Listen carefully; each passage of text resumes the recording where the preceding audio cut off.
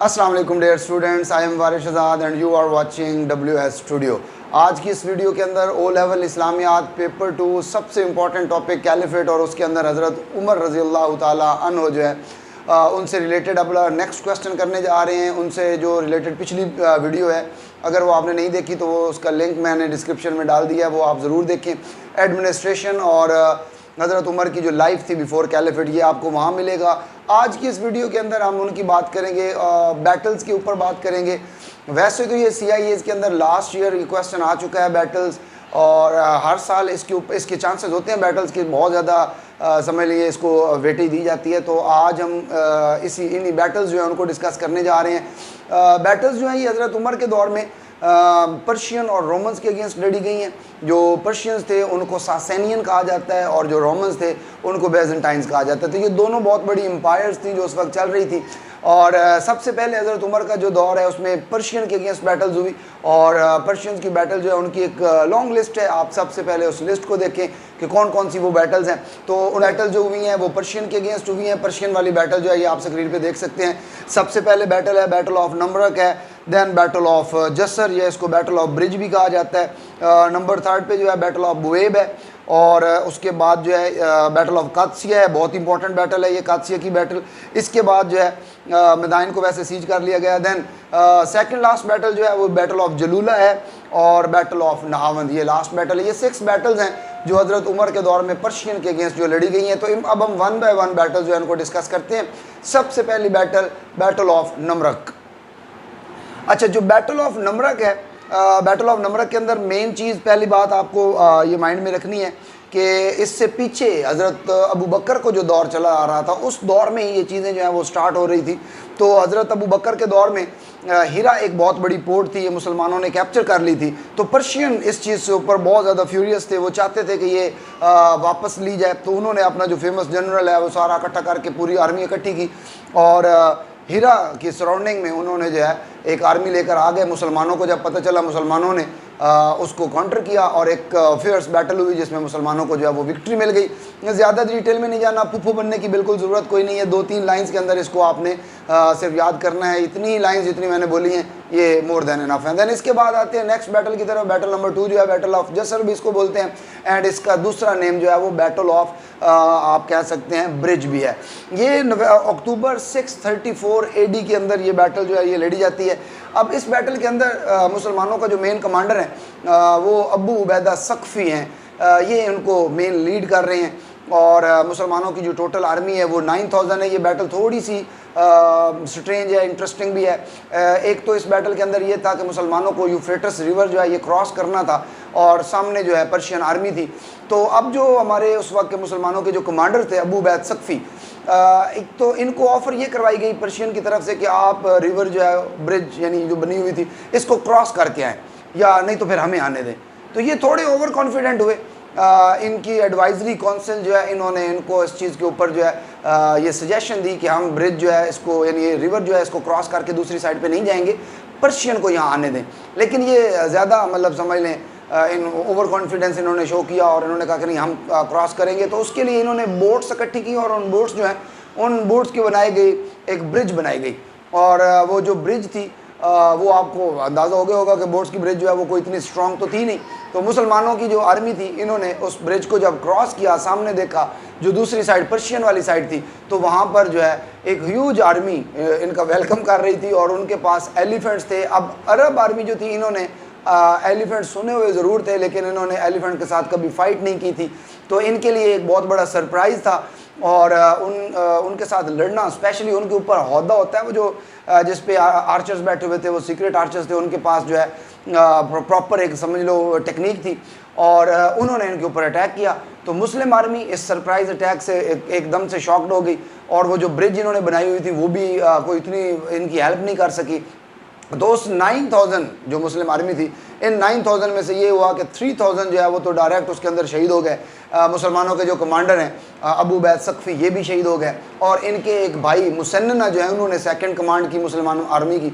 और इसके अलावा जो है 3000 ड्राउन हो गए, चूँकि नीचे ब्रिज थी वो कोई इतनी, मैं जैसे बता रहा हूँ कि वो पावरफुल या कोई इतनी सक्सेस तो इनको इसमें मिली नहीं। तो 3000 ड्राउन हो गए, और बाकी जो 3000 थे they were many to escape. Okay ji, next battle की बात करें तो वो थी बैटल ऑफ बुएब, नवंबर 634, यानी उससे अगले महीने जो है अक्टूबर के बाद नेक्स्ट मंथ नवंबर में ये बैटल लड़ी गई।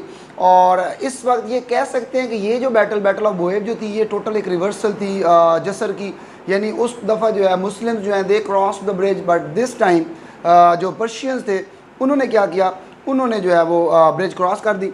तो जब वो वहाँ से मतलब क्रॉस कर ले तो मुसलमानों ने उनको बहुत अच्छा मैनेज किया, और मुसलमानों की जो कमांड कर रहे थे वो वही हज़रत अबू बैद सक़फ़ी जो है उनके भाई हज़रत मुसन्निना जो हैं ये कर रहे थे। और ये प्रॉपर बैटल हुई, और इसमें ये था कि मुसलमानों ने जो है उनके ज़्यादातर अटैक जो किया वो एलिफेंट्स के ऊपर अटैक किया। तो जब उनके मोस्टली एलिफेंट्स जो हैं वो मारे गए, और एक सबसे ख़ास बात जो थी वो उनका कमांडर था जिसका नाम था मेहरान। यस, अपना बॉस मेहरान नहीं है, हमारी ये जो मेरू या एक जो अपनी गाड़ी है वो नहीं है ये। तो मेहरान जो था ये उनका मेन कमांडर था। जब ये मारा गया तो इसके बाद जो आर्मी थी उनकी, पर्शियन आर्मी, वो शैटर्ड हो गई, और एक तरह से कह सकते हो कि उनकी वो जो ब्रिज भी है वो भी डिस्ट्रॉय कर दी गई, और वो लोग जो है वो पीछे हट गए। और इस तरह से ये जो बुवेब का इलाका था ये मुसलमानों ने कैप्चर कर लिया। और ये आप कह सकते हैं इसके बाद जो है इसने एक इराक़ की कॉन्क्वेस्ट में बहुत बड़ी हेल्प की, और कादसिया की कॉन्क्वेस्ट में भी इस बैटल ने बहुत बड़ी हेल्प की। मुसलमानों का जो मोरल था वो दोबारा उनका हाई हो गया। बैटल होती है बैटल ऑफ कादसिया, बहुत ही इंपॉर्टेंट बैटल है हज़रत उमर के दौर की। अगर कोई सबसे इंपॉर्टेंट बैटल को आपसे पूछे तो आपने बैटल ऑफ कादसिया ही कहना है। मेरे कोई स्टूडेंट इसको कुदसिया कह रहे होते हैं, लड़की का नाम है, किसी दिन पकड़ के जूते मारेगी आपको, वो नहीं नाम लेना, कादसिया नाम है। सो बैटल ऑफ कादसिया जो है हज़रत साद बिन अबी वक़ास रज़ी अल्लाह तआला अन्हु 10 ब्लेस्ड कंपेनियन में उनका नाम है। तो उनकी कमांड में ये बैटल लड़ी जाती है। तो हज़रत उमर जो हैं ये उनको परमिशन देते हैं कि आप जो है आगे मार्च करें। सो हज़रत साद जो है एक आर्मी लेकर ये आगे जाते हैं, और वहाँ बड़ा एक इंटरेस्टिंग एलिमेंट ये था कि वहाँ का जो किंग है जिसका नाम, पर्शियन किंग जिसका नाम यज़दगर्द है, परेशान ना हो और ये नाम मैंने नहीं रखा, उसकी अम्मा पे केस करें जिसने नाम रखा है यज़दगर्द। यस, यज़दगर्द, स्क्रीन पे देख भी सकते हैं किस तरह की शक्ल थी भाईजान की।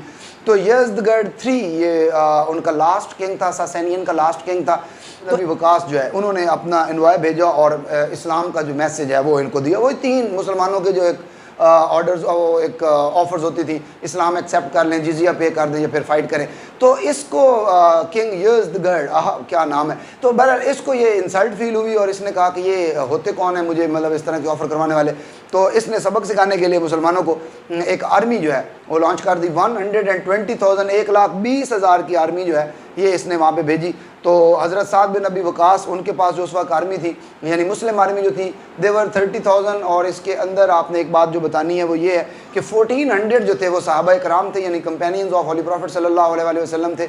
और उसमें सबसे इंटरेस्टिंग चीज़ जो है वो ये थी कि 99 सोल्जर्स जो थे इसमें ये वो सहाबा थे जिन्होंने बैटल ऑफ बदर में भी पार्टिसिपेट किया था। तो मुसलमानों की एक अच्छी खासी स्ट्रेंथ, एक अच्छी आर्मी ये मुसलमानों ने ली, और ये मुसलमान जो है वो वहाँ पे इनकैम्प्ड हो गए।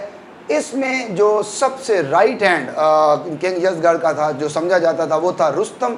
रुस्तम उनका मेन कमांडर था। इधर से साद बिन अबी वकास, उधर से रुस्तम, ये मेन बैटल होनी थी। तो जो रुस्तम है वो भी इनकैम्प्ड हुआ है। रुस्तम ने बड़ी प्लानिंग की, प्रॉपर बैटल जो है वो अभी स्टार्ट नहीं करना चाह रहा था। वो चाहता था कि कुछ स्कर्मिश होती रहे, लॉन्ग मुसलमानों को जो है वो यहाँ पे उनका स्टे करवाया जाए, तंग आ जाएंगे, वापस चले जाएंगे। लेकिन नहीं पता था, मुसलमान बड़े सियाने थे, फैमिलीज़ के साथ आए हुए थे, वहाँ पे जनाब फुल रोटी शोटी मिल रही थी, टेंशन थी कोई नहीं। सो वहाँ पे मौजूद हैं और पहले स्कर्मिश होती रही। फिर रुस्तम जो है इसने डैम बनाने की कोशिश की, वहाँ पे बड़ा एक सीक्रेट डैम जो है वो बनाने की कोशिश की। खैर अब इवेंचुअली उनकी जो है वो बैटल स्टार्ट हो गई। तो 3 days and 4 nights ये फियर्स बैटल जो है ये स्टार्ट हुई, और इसका जो रिज़ल्ट है वो ये निकला कि रुस्तम जो था he was killed by Muslim army, और इसमें जो है ह्यूज लॉस जो है ये पर्शियन आर्मी को हुआ और उनको जो डिफ़ीट हुई, जिसके बाद ये जो कादसिया का इलाका है ये मुसलमानों ने कैप्चर कर लिया। तो इसके जो प्रॉपर स्टैट्स हैं ये स्क्रीन पे मैंने आपके साथ शेयर कर दिए हैं, इनको ज़रूर देख लीजिएगा, कॉपी पे भी अपनी नोट कर लेना आपने। अच्छा, इसके बाद क्या हुआ, मुसलमानों ने जब ये एरिया कैप्चर कर लिया यानी कादसिया की जो विक्ट्री थी मुसलमानों को जब मिली, तो इसके बाद मुस्लिम जो थे they were able to capture Madain. Madain उस वक्त उनका एक तरह का कैपिटल था, सारी वेल्थ वहाँ पे थी। यूफ्रेटस और टिग्रिस रिवर जो है इसके ये सेंटर में था। तो मदाइन मुसलमानों को चाहिए था, सो मुसलमानों ने इसको ईजिली जो है वो कैप्चर कर लिया। इसके बाद इसमें बैटल ऑफ कादसिया में एक ख़ास बात जो कि बहुत ज़्यादा ज़रूरी है वो लाजमी आपने मेंशन करनी है कि मुसलमानों के जो कमांडर थे हज़रत साद बिन अबी वक़ास, वो बीमार हो गए थे और वो सिक बेड जो है उस पर इंस्ट्रक्शंस देते रहे। तो सेकंड कमांड जो है वो हज़रत अबू उबैदा बिन जराह करते रहे। हज़रत साद बिन अबी वक़ास जो है बीमारी की वजह से इसके अंदर जो है वो प्रॉपर पार्टिसिपेट नहीं कर सके और ये लॉन्ग लास्टिंग बैटल थी, काफ़ी टाइम से इस बैटल जो है इस पे टाइम मुसलमानों ने स्पेंड किया। नेक्स्ट बैटल बड़ा ही अजीब सा नेम है भाई, इस पे हंसने की कोई बात नहीं है, नाम ही ऐसा है, Jalula. Yes, battle of Jalula. तो बैटल ऑफ जलूला जो है ये भी अब पर्शियन किंग, ये आपका फेवरेट नेम, यज़दगढ़ बहुत परेशान, ऊपर से रुस्तम मारा गया, तो वो चाहता था, बदला लेना चाहता था। वो सारी एक तो मतलब एक रुस्तम का बदला, ऊपर से कादसिया मदाइन, बहुत ज़्यादा फ्यूरियस था। तो उसने क्या किया, उसने ये जो जलूला का इलाका है इस पर एक अच्छी खासी आर्मी जो है उसको इकट्ठा किया, उनको रीऑर्गेनाइज़ किया कि रिवेंज लेंगे। अच्छा, हज़रत जैसे मैंने आपको बताया हज़रत अबू उबैदा बिन जराह ये तो थे ही से, साथ में मैंने आपको हज़रत साद भी बताया। अब वो रिकवर हो चुके थे तो हज़रत साद जो है वो मेन कमांड कर रहे थे। हज़रत साद ने हज़रत उमर से परमिशन ली और एक स्ट्रॉन्ग आर्मी जो है ये जलूला में भेज दी। अब जिसकी कमांड में थी वहाँ पे अब एक और बड़ा एक मज़े का आपका फेवरेट एक और नेम मैं आपको बता रहा हूँ, नाम है काका। ये वो हमारा पंजाबी वाला काका नहीं है, ये एक मुस्लिम कमांडर थे। तो काका की कमांड जो है इसमें मुस्लिम आर्मी जो है ये जलूला में पहुँचे और जब वहाँ पे पहुँचे तो ये बैटल भी कोई ये एक दिन की बैटल नहीं है, 7 मंथ्स की ये बैटल है। मुसलमानों ने जो है उन्होंने वो सीज कर लिया इलाका, 7 मंथ तक उन्होंने सीज किए रखा। इवेंचुअली पर्शियन जो है उन्होंने डिसाइड किया कि हम जी काउंटर अटैक करेंगे और मुसलमानों को जो है यहाँ से भगाएंगे, लेकिन वो इसमें उनको कोई सक्सेस नहीं मिली और पर्शियन आर्मी जो है उनको डिफीट हुई। और उसके अलावा उसके साथ ही ये जो रेजिडेंट्स थे जलूला के, उन्होंने सरेंडर कर दिया एंड दे डिसाइडेड टू पे जिजिया। सो ये जिजिया जो है वो दे दिया उन्होंने और उसके बाद जलूला जो है ये ख़त्म हो गई। नेक्स्ट बैटल की तरफ मूव करते हैं, बैटल ऑफ नाहावंद है। जलूला एक ऐसी बैटल थी, इसके बाद हज़रत उमर ने क्या किया, हज़रत उमर ने जो ये लोग थे यानी कि जो पर्शियन थे उनके साथ एक एग्रीमेंट कर लिया और उनको कहा कि हम फर्दर कोई कॉन्क्वेस्ट जो है वो नहीं करेंगे, बस आपने क्या करना है कि आप जिजिया पे करते रहें और यहाँ पे पीसफुली आप रह सकते हैं। लेकिन वो लोग जो जिजिया पे नहीं करना चाहते उनके पास एक ऑप्शन है कि वो ये जगह छोड़ दें।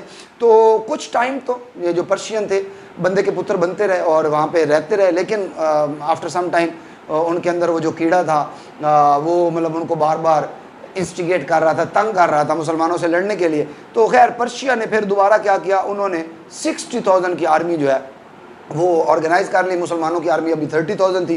तो वो लोग जो है आर्मी लेकर नाहवंद जो है पहुंच गया। तो वहाँ पे जो है ये बैटल हुई है, ये 2 से 3 दिन बताई जाती है ये बैटल हुई और इसके अंदर जो है उनको अगेन एक बहुत बड़ा लॉस जो है वो पर्शियन को फेस करना पड़ा। और मतलब जब ये लॉस हुआ तो एकदम से शैटर्ड हो गए और उसके बाद ये जो पूरा इलाका है ये सारे का सारा मुसलमानों को मिल गया। तो ये लास्ट बैटल थी। इस बैटल के बाद जो सासेनियन एम्पायर थी ये तकरीबन ख़त्म हो गई। आपका फेवरेट किंग जो है ये भी अब वो किंग नहीं रहा, किंग यज़दगढ़ नंबर 3 इसको बोला जाता है। ये भी था, इसकी मतलब एम्पायर सारी कुछ ख़त्म हो गई। मुसलमानों ने पर्शिया जो है यानी इराक़ का इलाका जो है ये मुसलमानों ने कैप्चर कर लिया। अब हम मूव करते हैं नेक्स्ट बैटल की तरफ और ये बैटल जो है ये मुसलमानों ने लड़ी अगेंस्ट रोमन्स को। उस वक्त ये बहुत बड़ी एम्पायर थी। इनको जैसे उनको मैंने आपको बताया सासेनियन कहते हैं, तो रोमन्स के लिए भी एक इसी तरह से नेम है, वो है बेजेंटाइन एम्पायर, बहुत बड़ी एम्पायर थी। क्यों बैटल्स हुई इनके लिए 4 मेन रीज़न है। सबसे पहली रीज़न जो है वो आपने बतानी होती है, पॉलिटिकल रीज़न थी। रोमन्स को ये मसला था कि पॉलिटिकली हम वीक हो रहे हैं और मुस्लिम जो हैं ये बहुत ज़्यादा सक्सेस इनको मिल रही है। दूसरे नंबर पे रिलीजियस थी, वो क्रिश्चियंस थे और ज़्यादातर लोग जो है वो मुसलमान हो रहे थे, तो ये भी उनको एक मसला था। इकोनॉमिकल भी एक रीज़न थी, इकॉनमी में वो ये समझ रहे थे कि वो हम चूँकि सुपर पावर हैं तो मुस्लिम जो हैं वो हमें टेक ओवर कर रहे हैं। और जो 4th मेन रीज़न थी वो रीज़न थी अपोस्टेट्स। यस, अपोस्टेसी मूवमेंट जो हज़रत अबू बकर के दौर में स्टार्ट हुई थी, तो उसमें बहुत सारे जो अपोस्टेट्स थे वो लोग जो थे वो इनके बॉर्डर्स के करीब आ गए, तो इन्होंने यानी रोमन्स जो थे इन्होंने उनको अकोमोडेट किया, तो वो मुस्लिम के लिए एक बहुत बड़ा थ्रेट थे। सो मुसलमान जो हैं वो उनको जो है ख़त्म करना चाहते थे। सो इस वजह से भी इनके अगेंस्ट बैटल हुई। अब बैटल कौन सी है इनके साथ वो उसकी लिस्ट आप देख सकते हैं। बैटल ऑफ यरमूक है, सबसे मेन बैटल यही लड़ी गई। देन उसके बाद जेरूशलम था, उसका तो वो इतनी कोई बड़ी बैटल नहीं हुई। देन वहाँ पे कॉन्क्वेस्ट ऑफ इजिप्ट हुई और ये 3 मेन है। इनके बाद जो है हज़रत उमर इन्होंने ये पूरा समझ लें रोमन एम्पायर जो थी इसको ख़त्म कर दिया। तो अब हम 1 बाय 1 देखते हैं। सबसे पहली बैटल ऑफ यरमूक जैसे कि मैंने बताया कि ये एक बहुत बड़ी बैटल है, इसकी कॉजेज़ भी आपको लिखनी होती हैं, दैन इसके इवेंट्स को सही अच्छा एक्सप्लेन करना होता है। तो उसमें हम देखते हैं सबसे पहले कि इसकी क्या रीज़न क्या थी। तो सबसे पहली बात आपने बतानी है कि हज़रत अबू बकर के दौर में जब उनका पीरियड था, तो उस पीरियड के अंदर मुस्लिम जो थे उन्होंने रोमन्स को सीरियन फ्रंट पे अच्छी खासी डिफीट दे रखी थी, और उससे रोमन्स जो थे वो बहुत ज़्यादा डिस्टर्ब थे, वो मुसलमानों से बदला भी लेना चाहते थे। तो हज़रत उमर जब हज़रत अबू बकर की डेथ के बाद हज़रत उमर जब कैलिफ बने तो उन्होंने इस चीज़ को कंटिन्यू किया। खालिद बिन वलीद जो हैं उनके पास दमेस्कस का इलाका, जॉर्डन का इलाका और इस तरह की जो स्टेट्स थी ये खालिद बिन वलीद ने कैप्चर कर रखी थी। और बैजेंटाइन जो थे वो उस वक्त उनका जो किंग था जिसका नाम हरकुलिस है, तो वो ये बदला लेने के लिए उसने क्या किया, उसने 260,000 यानी 2,60,000 की जो आर्मी है इसको वैली ऑफ यरमूक की तरफ भेज दिया। तो मुसलमानों के जो उस वक्त के मेन कमांडर हज़रत अबू उबैदा बिन जराह 40,000 की मुस्लिम आर्मी जो लेकर ये वहाँ पे पहुँचते हैं। तो जब ये पहुँचे तो उन्होंने क्या किया, हज़रत अबू उबैदा वही मुसलमानों को जो एक प्रॉपर स्टाइल हुआ करता था, इन्होंने ऑफ़र्स दी। ऑफ़र क्या थी, सबसे पहले इन्होंने कहा कि आप क्या करें, इस्लाम एक्सेप्ट कर ले, अगर इस्लाम नहीं एक्सेप्ट करते तो आप जो है जिजिया पे करें या फिर वॉर करें। तो अच्छा, इससे पहले एक ऑफ़र उधर से भी आ चुकी थी। जो किंग था उस किंग ने क्या किया, उन्होंने मुसलमानों को ये ऑफ़र करवाई कि हम आपको एक लम सम, एक बहुत ज़्यादा अमाउंट, आप बूटी समझ लें या जो भी है, क्योंकि वॉर तो भी नहीं, बूटी नहीं था, एक तरह की आप उसको ब्राइब करने की उन्होंने कोशिश की कि आपको हम पैसा देते हैं, आप ऐसा करें कि ये इलाका छोड़ दें और सीरिया का स्पेशली ये जो इलाका ये आप छोड़ दें, तो हम आपके साथ जो है वो बैटल नहीं लड़ेंगे और हमारा आपके साथ वो पीस एग्रीमेंट हो जाएगा। लेकिन उसके मुकाबले में हज़रत अबू उबैदा बिन जराह ने वही 3 ऑफ़र्स करवाई। तो उन ऑफ़र्स का रिज़ल्ट फिर यही था कि बैटल हुई, और ये बैटल जो है ये आलमोस्ट 1 वीक जो है, एग्जैक्ट 6 डेज़ जो है ये बैटल कंटिन्यू रही। और इसके बाद जो है 6 डे के जब वो आफ्टरनून था उस वक्त ख़त्म हो चुकी थी, और उसमें ये हुआ कि 1/3 ऑफ बैजेंटाइन आर्मी जो थी ये बाकी रह चुकी थी, बाकी सारी जो है वो मारी जा चुकी थी। और एक बहुत बड़ा जो है वो आप कह लें थंडर स्टॉर्म जो है वो भी आया, जिससे बैजेंटाइन एम्पायर जो है वो जो जितना भी बड़ा उसका नंबर था वो वैसे उनकी स्ट्रेंथ जो है वो टूट गई। तो इस बैटल के साथ ही बैजेंटाइन जो है उन्होंने सीरिया का इलाका उनसे वो उनके मतलब समझ लो वो हार गए, और मुस्लिम जो है उनका रूल और ज़्यादा एक्सटेंड हो गया। तो यरमूक की जो पूरी वैली थी ये मुसलमानों के पास आ चुकी थी। अब मुसलमान जो है इन्होंने आगे मूव किया, और जेरूशलम का जो इलाका था जो इस वक्त इसराइल के पास है, पैलेस्टाइन का इलाका, ये सारा उस वक्त इकट्ठा होता था। तो यरमूक के बाद मुस्लिम जो थे, मुस्लिम जो फोर्सेस थी ये स्प्रेड आउट हुई हैं ऑल डायरेक्शन में। जॉर्डन का इलाका इन्होंने कैप्चर किया हुआ है, तो वहाँ से होते हुए ये लोग जेरूशलम तक का जो है एक रास्ता इनके लिए आसान हो गया। तो सिटी ऑफ जेरूशलम जो थी ये याद में रखना है आपने ये बात कि वो ज्यूज़ के लिए भी इतनी इंपॉर्टेंट है जितनी मुसलमानों के लिए, और क्रिश्चियंस के लिए भी उतनी इंपॉर्टेंट है। तो ये तीनों रिलीजन जो है उनके लिए ये एरिया जो है ये बहुत ही ज़्यादा इंपॉर्टेंट है, इसकी बड़ी इंपॉर्टेंस है इसकी। खैर मुसलमानों ने जेरूशलम जो है उसको सीज कर लिया। विंटर का ये सीज़न है, ये भी याद रखना है। और मुसलमानों की जो कमांड इस वक्त है वो हज़रत अमर बिन आस साहबी रसूल है उनके पास है, तो वो मुस्लिम कमांडर है। उन्होंने हज़रत अबू उबैदा को जो है एक मतलब री इन्फोर्समेंट करने का कहा, तो उधर से री इन्फोर्समेंट भी आ गई, वो भी पहुंच गए। तो जब ये पहुंचे तो जब वहाँ के जो लोग थे, जेरूशलम के जो लोग थे, उन्होंने जब देखा कि इधर अबू उबैदा बिन जराह हैं, हज़रत अमर बिन आस हैं, ऊपर से खालिद बिन वलीद भी एक मतलब ऑलरेडी उस पर सीज किए हुए हैं, तो इससे उनका जो है they lost their heart, and उस पर उन्होंने ऑफ़र किया कि हम सरेंडर करते हैं, लेकिन हमारी एक शर्त है। शर्त उन्होंने ये रखी कि if your caliph himself would come and receive the keys of the city, तो फिर हम ऐसा कर सकते हैं। खैर इस पे ये जो चीज़ थी, ये ऑफ़र जो थी, ये खालिद बिन वलीद सॉरी ये हज़रत उमर फ़ारूक रज़ी अल्लाह ताला अन्हु तक पहुँचाई गई कि जी इस तरह से वो कहते हैं कि हम कीज़ जो है आपके हैंड ओवर करेंगे अगर आप यहाँ पे पहुँचते हैं। तो हज़रत उमर ने इस पे कंसल्ट किया, एडवाइजरी काउंसिल से पूछा क्या करना चाहिए, तो उस पे जो है एडवाइजरी काउंसिल उन्होंने यही सजेस्ट किया कि आपको ज़रूर जाना चाहिए, क्योंकि वहाँ हमें कोई थ्रेट तो है नहीं, हमारी आर्मी जो है वो ऑलरेडी सीज किया हुआ है। सो हज़रत अली को वहाँ पे अपना डेप्टी बनाया, और हज़रत उमर ने जो है जेरूशलम जो है वो इलाके की तरफ मूव किया। अपने साथ एक उन्होंने स्लेव लिया हुआ है और कैमल पे राइड की और वहाँ पे पहुँचे। अब वहाँ पे जब पहुँचे तो आपकी एंट्री भी बड़ी ज़बरदस्त थी। उसमें यह था कि जो स्लेव है वो कैमल पे है, और हज़रत उमर फ़ारूक रज़ी अल्लाह ताला अन्हु ने लीश पकड़ी हुई है।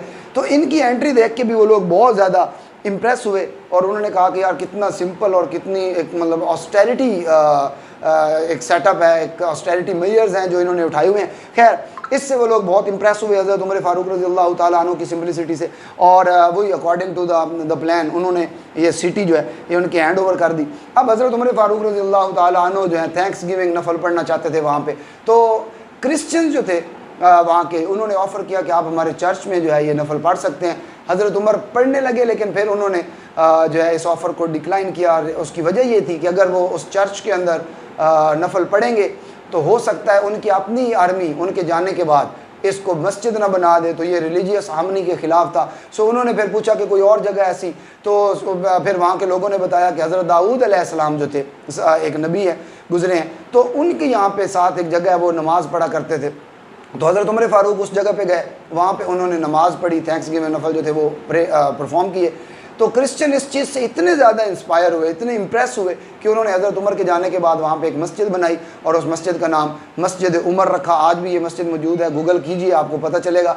मस्जिद उमर जो है इस वक्त भी वहाँ पे प्रेजेंट। इसके बाद हम आते हैं नेक्स्ट चीज़ की तरफ, that is conquest of Egypt है। इसको अलेक्जेंड्रिया भी कहते हैं और इजिप्ट भी इसको कहा जाता है। इसकी रीज़न की अगर हम बात करें तो मुस्लिम नेवी जो थी उन्होंने मतलब वो एक बात तो वो बहुत क्लियर थी कि वो बहुत ज़्यादा वीक थी, और अलेक्जेंड्रिया बहुत ज़्यादा एक स्ट्रॉन्ग नेवल बेस थी बेजेंटाइन की। सो वहाँ पर मतलब इस तरह अटैक का तो वो सीन मुसलमान तो सोच नहीं सकते थे, लेकिन उनको एक ख़तरा था कि यहाँ से अटैक जो है वो हो सकता है। तो इजिप्ट को एक और भी ये चीज़ याद रखनी है, इसको एक तरह से फूड के पर्सपेक्टिव से भी बड़ा इसकी इम्पोर्टेंस है। इसको ग्रैंडरी ऑफ द एम्पायर भी कहा जाता है। तो फूड सिस्टम की वजह से इसकी बहुत ज़्यादा इम्पोर्टेंस थी, मुसलमान इसको कैप्चर भी करना चाहते थे। तो इजिप्ट जो है इसकी कॉन्क्वेस्ट के बाद समझ लें, आप कह सकते हैं कि ये एक ओपन द वे था टू अफ्रीका एंटर होने का, एक बहुत ज़बरदस्त जो वे था। सो इजिप्ट जो है इसको कैप्चर करने के लिए जिसकी जो मेन जो कमांड है वो दी गई, वो हज़रत अमर बिन आस को दी गई। ये बात भी जहन में रखनी है। अच्छा, यहाँ के जो लोग थे उनको कॉप्ट कहा जाता है। कुब्तिया, आपने एक नाम सुना होगा, हज़रत मारिया कुब्तिया। तो वो जो कॉप्ट थी रसूलुल्लाह ने उनसे शादी भी की थी और उनके एक बेटे हज़रत इब्राहीम जो है वो उनसे हुए थे। तो ये इलाके के जो लोग हैं इनको कॉप्ट कहते हैं। तो इनके जो लोग थे इन्होंने भी इस कंडीशन के अंदर, वो बड़े तंग थे रोमन से, उन्होंने भी ऑफ़र करवाई हुई थी कि अगर आप यहाँ पर अटैक करेंगे मुसलमानों से, ये कहा, तो हम आपकी हेल्प करेंगे। तो ये सारी वो रीज़न थी जिसकी वजह से ये बैटल हुई। सो परमिशन ली गई और हज़रत उमर ने जब ये परमिशन दे दी तो हज़रत अमर बिन आस जो है ये इजिप्ट की तरफ रवाना हुए। उनके पास उस वक्त जो आर्मी थी वो 4000 की आर्मी थी और ये 639 के अंदर जो है AD में ये बैटल जो है वो हुई। खैर स्मॉल टाउन में अटैक होते रहे, सीज जो है वो चलता रहा काम, और उससे आगे